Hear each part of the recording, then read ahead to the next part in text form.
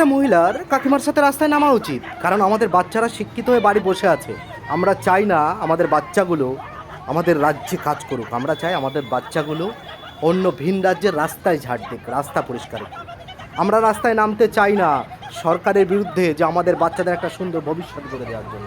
আমরা চাই ৩,০০০ টাকার বিনিময়ে আমাদের মান, আমাদের সম্মান, ইজ্জতটাকে বেঁচে দিতে।